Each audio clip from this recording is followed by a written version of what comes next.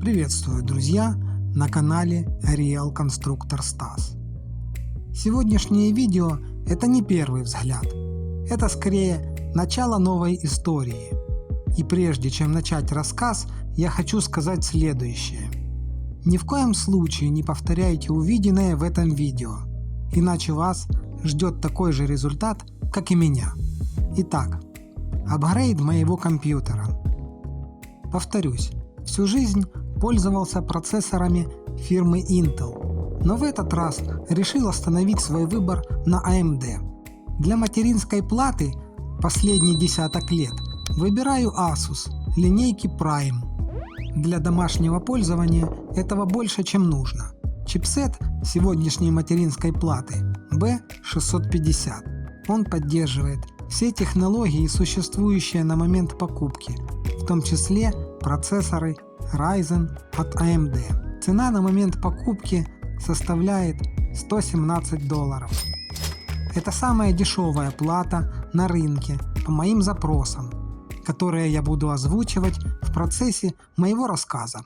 Первое требование, о котором я просто скажу, это наличие разъема для клавиатуры PS на 2. Лучшее на данный момент не придумано. Приступаю к сборке, и рабочее место я всегда застилаю мягким толстым полотенцем.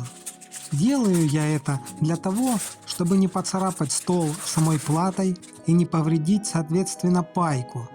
А вот брать, так как я делаю, без перчаток, категорически запрещается. Но я уже говорил в начале, не повторяйте, так делать нельзя. Итак, первым делом снимаю кронштейны для крепления нештатной системы охлаждения, откручивая 4 винта. Сокет AM5 современный, действующий, обкатанный и надежный разъем для подключения процессоров, на который даже на момент выхода этого видео выходят новые процессоры почти каждую неделю. И да, небольшая оговорка. Это видео выходит через полгода после съемок, так что я буду делиться своими впечатлениями о новом компьютере. Процессор, который я выбрал, себя оправдал, и производительности мне для домашнего пользования хватает. Ссылку на видео с его распаковкой вы можете найти в описании к этому видео. Расстегиваю замок пружину и поднимаю прижимной кронштейн.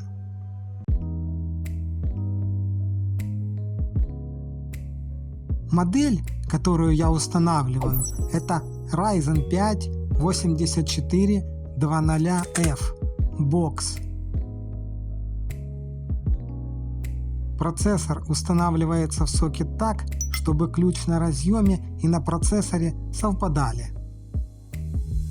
Устанавливаю и слегка шевелю процессор, чтобы прижимные контакты в разъеме слегка процарапали верхний слой контактных площадок, на которых может образоваться оксидная пленка, осесть пыль или жирными пальцами кто-то взял.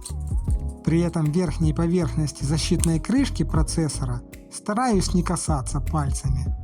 Опускаю прижимную крышку и застегиваю пружину замок в положение «закрыто». При этом защитная пластиковая крышка сама отскакивает, и ее можно удалить.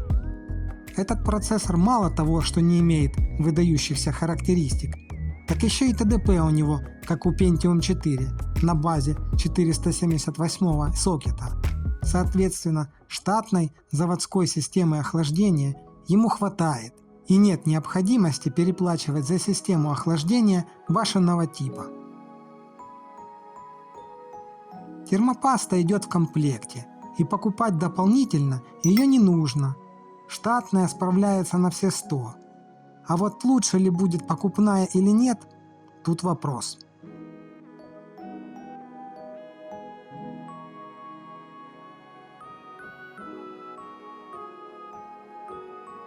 Радиатор с вентилятором ставятся в таком положении. Надписью AMD к радиатору для фаз питания. Тогда оперативной памяти ничего не мешает.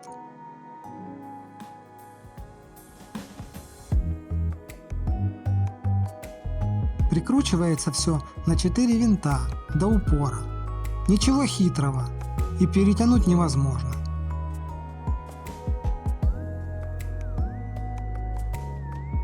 И сразу подключаю разъем питания вентилятора. Следующий критерий для выбора материнской платы – наличие двух разъемов М2 для подключения винчестера. Для установки необходима бита меньше стандартной крестовой.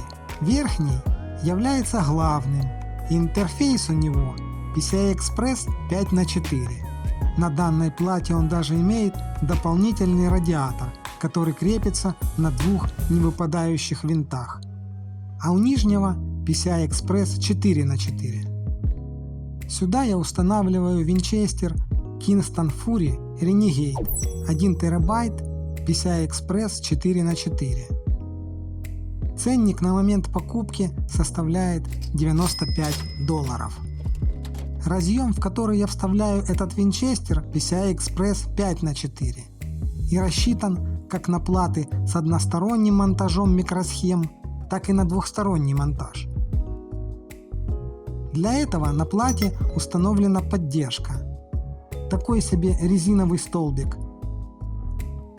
У меня плата с односторонним монтажом, и на просвет видно, что нужно устанавливать подкладку. Такая подкладка идет в комплекте. Это резиновый квадратик с двухсторонним скотчем, который я приклеиваю на этот столбик. И пока клею, скажу, что винчестером доволен. Он быстрее моего предыдущего, а предыдущий был Samsung 980 на 500 ГБ PCI-Express 3х4.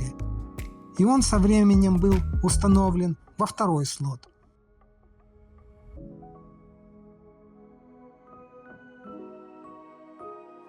Теперь плата становится на свое место и не прогибается. А от чего, спросите вы, она должна прогибаться? Отвечаю на вопрос.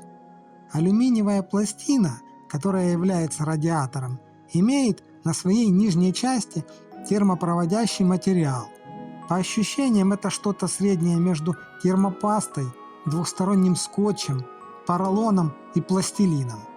При установке радиатора эта субстанция сплющивается и размазывается по верхнему слою графитовой наклейки на винчестере и радиатору, при этом она давит на саму плату и изгибает ее. Последний критерий к материнской плате – это два слота для установки оперативной памяти. В этот раз решил не изменять традиции и взял оперативную память Kingston Fury. Ну пару, 2 по 16 гигабайт. Ценник на момент покупки составил $103. Точно такая стояла в моей предыдущей сборке, только 1 на 8 гигабайт, и работала без нареканий.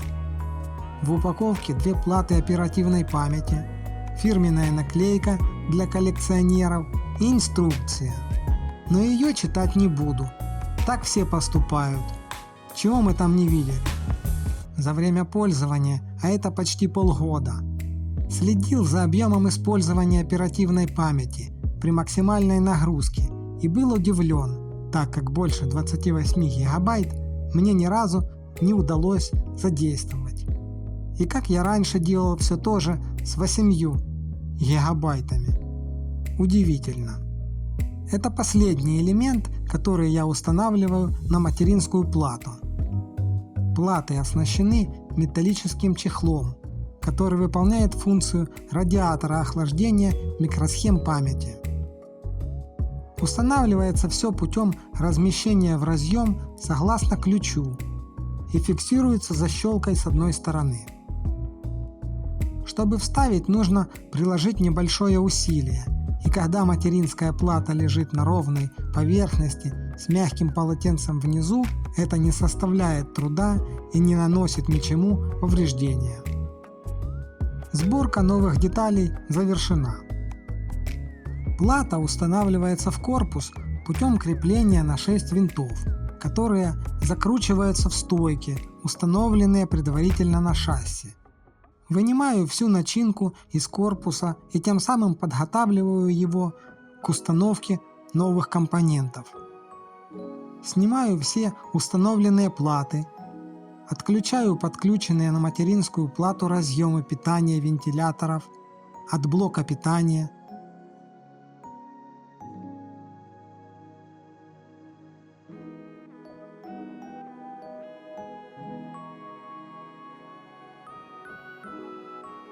Шлейфы винчестеров и, конечно, отключаю провода с передней панели.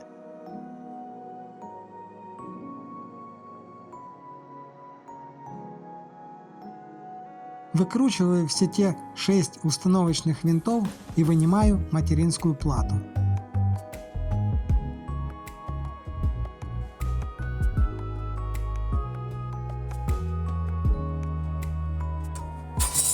Не забываю про заднюю панельку. Теперь без задней панели проверяю крепежные места и определяю, что одну из стоек, крайнюю правую нижнюю, нужно переставить на другое место.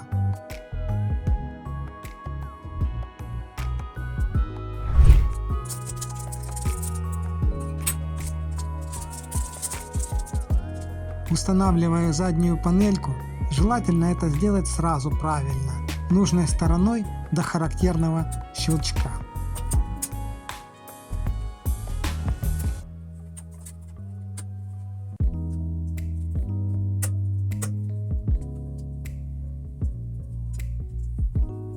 Материнская плата устанавливается на свое место таким образом, чтобы все разъемы правильно и плотно встали на свои места в задней панели. При этом усики должны подпружинивать и давать небольшой натяг.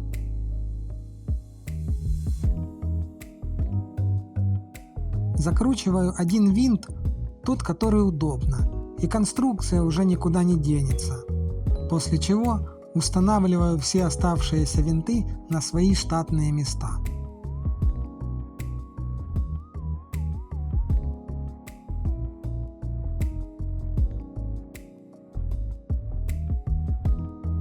Далее, согласно инструкции к материнской плате, подключаю кнопки, лампочки и динамик, находящиеся на передней панели. Это удобно сделать сейчас, пока ничего не мешает. Следом подключаю вентилятор, который работает на выдув воздуха и управляется программно. Особое внимание стоит уделить подключению силовых разъемов от блока питания, убедившись, что все подключено надежно и все фиксаторы надежно защелкнулись. К ним относятся разъем питания центрального процессора, 8-контактный, и разъем питания материнской платы, при подключении которого материнскую плату необходимо поддерживать снизу, чтобы она не изгибалась, потому что это может привести к трещинам дорожек и пайки. Устанавливаю видеокарту на свое законное место. Кстати, первый взгляд на видеокарту можно посмотреть на канале, перейдя по ссылке в описании. Видеокартой я доволен и считаю, что это был правильный выбор. Надежность крепления и подключения разъемов питания на видеокарте особо важны, так как это самый большой потребитель в компьютере, и плохой контакт может привести не только к нестабильной работе устройства, но и к повреждению или оплавлению тех самых разъемов. Разъем у меня для видеокарты 6+2, поэтому уделяю ему отдельное внимание. Осталось незакрытое отверстие, раньше тут стояла сетевая карта. Закрываю ее штатной заглушкой, которая поставлялась в комплекте с корпусом, лежала в закромах и ждала своего часа, чтобы послужить верой и правдой. Ну вот, все собрано. Нажимается кнопка и наступает тот самый волнительный момент, когда уже все включено, но ничего не происходит. Полная тишина, нет никаких посторонних звуков. Системный динамик молчит. Монитор предательски не светится и ничего не отображает. С каждой секундой сердце начинает биться все сильней. В голове крутятся мысли. Неужели что-то неправильно собрал? Забыл подключить разъем. А может, самое страшное? Пришла бракованная деталь. И что теперь? Но разум подсказывает. Нет, все хорошо. Я все видел. Ты молодец. Все верно сделал. Нужно подождать. Не переживай. Это первое включение. Сейчас происходит инициализация и установка BIOS. Или как он там сейчас называется? УЕФИ. Тоненький пик. На сердце отлегло. Запустился. С ним все в порядке. Каждый раз это очень волнительно.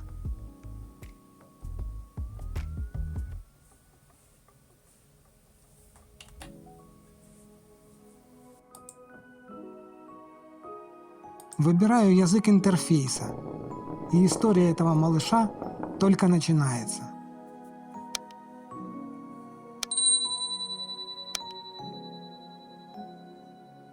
Дата, как видите, предновогодняя, и такая конфигурация системы.